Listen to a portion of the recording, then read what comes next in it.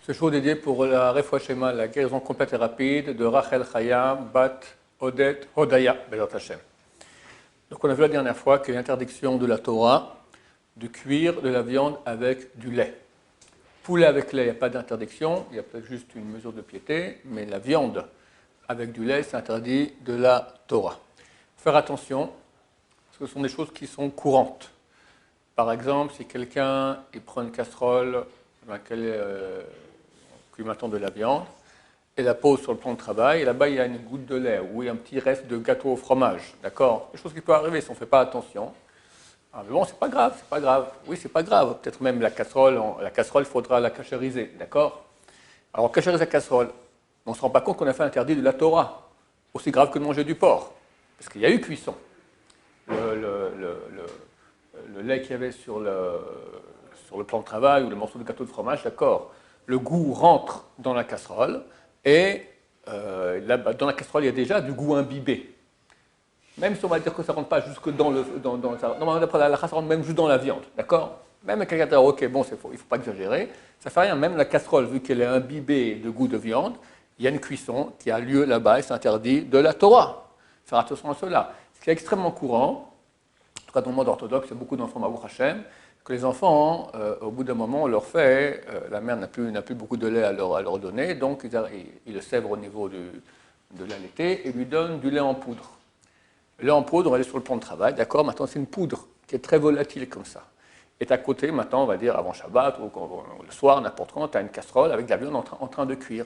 Et comme ça, tu as un peu de lait, d'accord? Une petite goutte de lait de rien du tout qui part comme ça et qui rentre dans la casserole. Ça ne va pas interdire la casserole, parce qu'il faut qu'il y ait, s'il y a 60 fois plus de viande dans la casserole que le petit grain de poudre de lait qui est venu, et il y a certainement, donc ça ne va pas interdire. Mais cuisson, il y a eu. Le petit morceau de lait, il a cuit avec de la viande. La viande n'est pas interdite, le lait, il est interdit, le petit grain de lait, il est interdit. Alors, on ne va plus le retrouver, il est perdu, il s'est mélangé. Ok, mais il y a eu cette interdiction qui s'est faite par une cuisson. Et ça, c'est interdit de la Torah. Il faut faire attention à cela. Comme je dis hier, l'exemple d'aller allumer le four chez la voisine, maintenant non juive, qui nous demande, et dessus il y a une casserole dans laquelle il y a de la viande et du lait qui sont mélangés, ou bien, même moins que cela. Quelqu'un maintenant qui travaille dans un restaurant de Goïm, d'accord? Un cuisinier, c'est très déconseillé. Pourquoi? Entre autres pour cette raison-là. Il prend maintenant une casserole dans laquelle on a cuisiné de la viande dans les dernières 24 heures.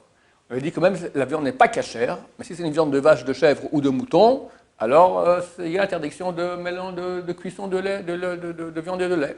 On a cuisiné de la viande dans cette casserole dans les dernières 24 heures. S'il y a plus de 24 heures, on dit que le goût qui est dans la casserole il devient altéré. On appelle ça natlap, notentam lifgam, d'accord? Mais là, dans les dernières 24 heures, dans le restaurant, c'est extrêmement courant. On a cuisiné dans cette casserole dans les dernières 24 heures, et maintenant, elle est propre. Elle est propre.